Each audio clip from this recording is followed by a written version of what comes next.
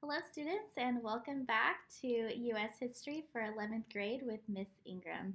If you were absent during our previous class meeting, please give this video a listen because it addresses the upcoming project that we will be completing as a class, and I would love for you to join us.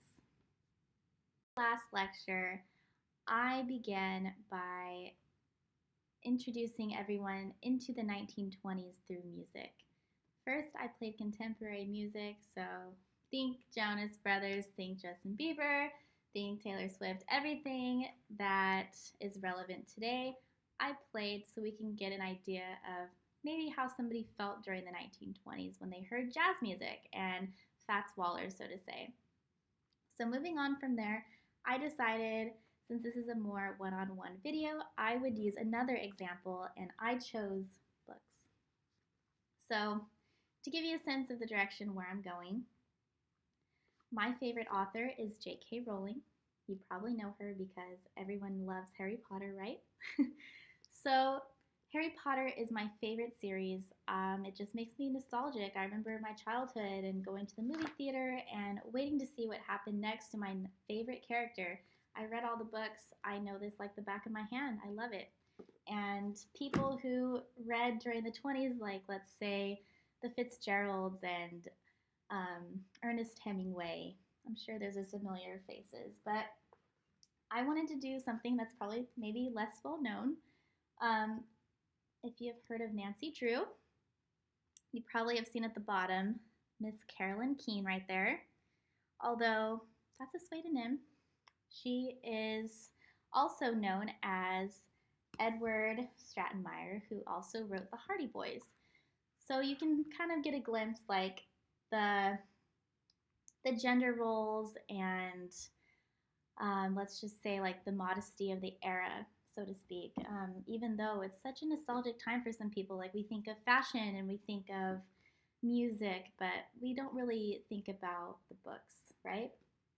So there's a lot of interesting characters from the 20s that you can study. Another great example is Edith Wilson, who was the president's wife during the period. She was a huge activist for women's voting rights, and there's more information about her if you want to borrow this book or go do a Google search. I'm sure you'll find plenty of articles, pictures, anything you would like.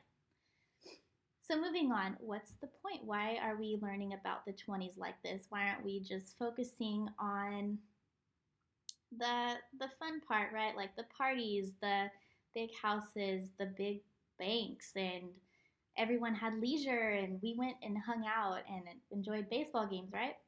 We still do that today. What's different is we don't really think about the socialites. We don't really think about the everyday, like we take our cars for granted. Like what kind of cars did we have back in the 20s, right? So the purpose is we will be constructing a timeline. And our timeline right now is still blank, so you do have time to help us complete it. What I would love for everyone to do is go online, think of something you're not really sure about. So it could be like some totally random fun fact. It could be somebody you don't even know about, such as Edward Stratemeyer. And your job is to come back to class with a picture. It could be drawn if you're feeling artistic. It could be printed out. And right underneath it, I would love just a very small paragraph, maybe 5 to 6 sentences, telling me who this person is, what did they do, and why we should remember them. Give me the who, what, when, where, and why. After you do that, you're going to bring it back to class, and you're going to share with us who you picked and why, and I'm going to give you the opportunity to hang it on the wall on the timeline in the correct place. So once everyone is finished presenting and they hung their piece where they think is the correct location, we're going to work together as a class to make sure, like, okay, this goes here, this goes there. There'll be some ground rules about how we are going to construct our timeline. If you were absent during our previous meeting, I will be giving you the worksheet that students did that day. All we did was we went around to several stations and students were able to write down what they saw and give me a couple sentences, like 5 to 6, about something that they learned and why it's important.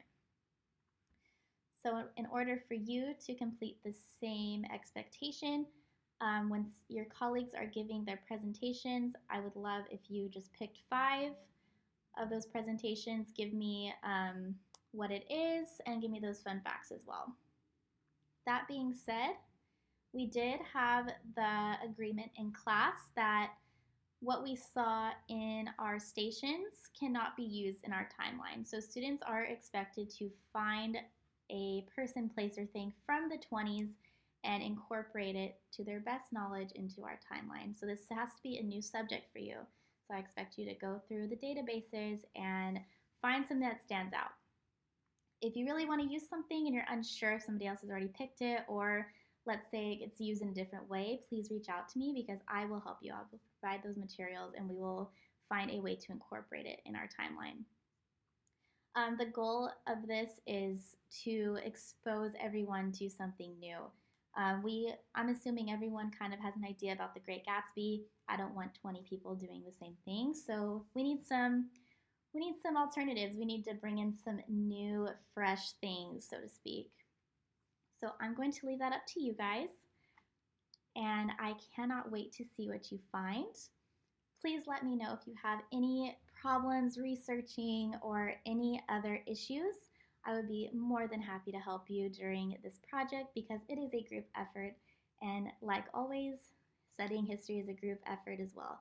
Please let me know if none of this makes sense and I can help you in any way, shape, or form. Thank you, and I'll see you in class. Now, if this worksheet looks brand new to you, I will be giving you one so that you are able to fill it out while your colleagues are presenting.